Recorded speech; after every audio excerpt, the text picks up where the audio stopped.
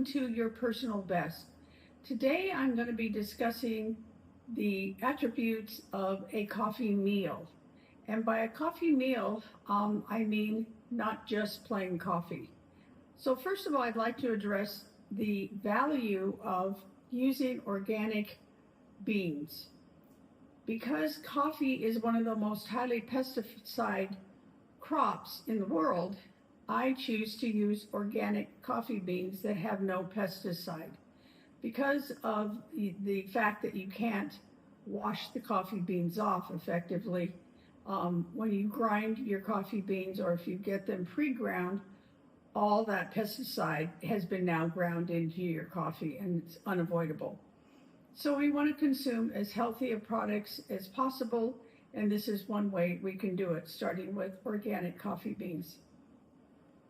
So what I do, I either buy it pre-ground or typically I buy the whole beans that are organic again, and then I grind a certain amount that's available for me to make my cup of coffee every day. This is my favorite cup. It was a gift from my daughter-in-law, and it says, "Trust in the Lord."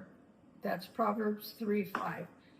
I love the cup because it was a gift, but number two, I love it because its size. It's generous. So I start with a healthy size cup of coffee. Now, if you're sensitive to caffeine, you may want to consider doing a water-processed decaffeinated coffee bean, again, still organic.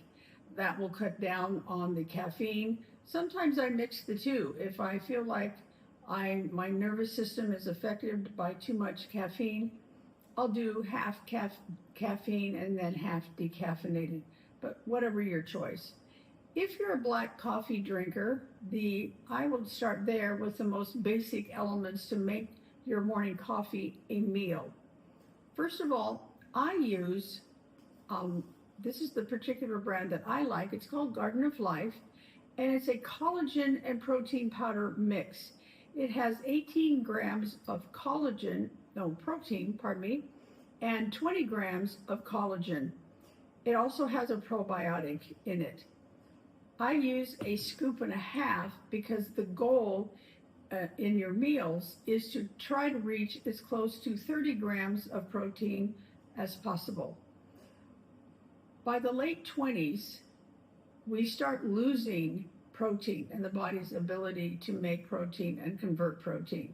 So it's essential that we get a certain amount, usually close to 30 grams as possible, of protein a day, or per meal, actually.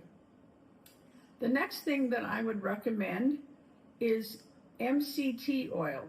Now, MCT oil is organic coconut oil, and what it does, it's really great for the brain. It's a lot of healthy nutrients for the brain, and also it's a real great aid in your digestive system.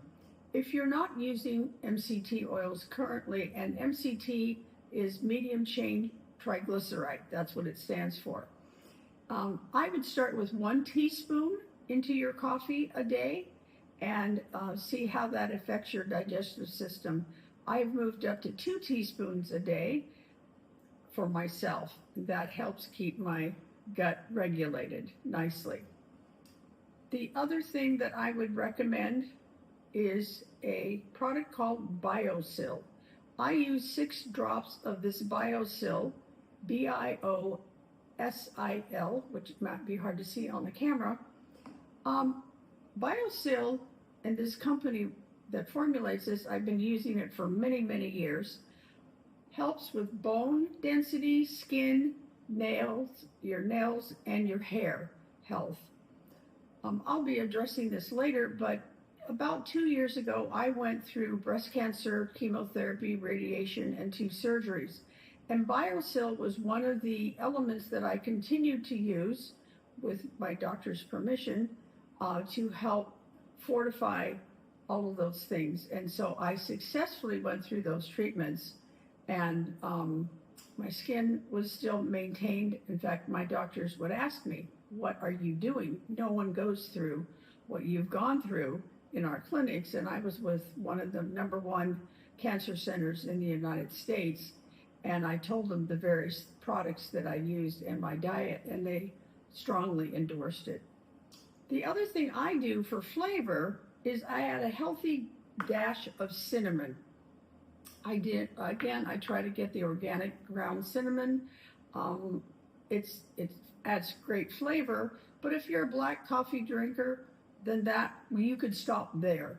I'm not a black coffee drinker, and so I'm going to share some of the other things that I do to make my cup of coffee a real treat in the morning and delicious. Plus, it delivers the protein and other elements that I need to start my day.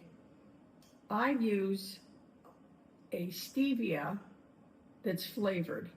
Stevia is a natural sweetener, which is wonderful, but it has a rather nasty aftertaste. So I buy the flavored ones. This one I believe is English toffee. Yes, it is. But you can get it in vanilla. Usually your grocery store will carry it. I typically use, in this size of a cup, probably about 6 drops, but read their directions on, because some of them are formulated a little bit differently. But I use about 6 drops. The other thing that I add to my coffee is a extra heavy whipping cream. I was reading the back side of the carton. The reason I use this, to manage my blood sugar levels, I don't use half and half or whole milk, because there is still sugar, especially in the whole milk. You're going to be consuming sugar, which you may not want to do. So I do a tablespoon and a half, again, to this size of a cup. It adds some body to the coffee, which I enjoy, and I'm a big flavor person. So I also add this sugar-free caramel syrup. I use about 1 pump, maybe 1.5 pumps into my coffee. It's delicious, and it really is very easy to manage this, but the value here is the protein and the collagen combined. It's a great way to manage your weight. This usually carries me till about noon, as far as when I feel like I need to eat again. I hope this has been helpful for you. I'm going to be posting the recipe on my website, which you'll see at the bottom of the clip here. And I just hope you have a very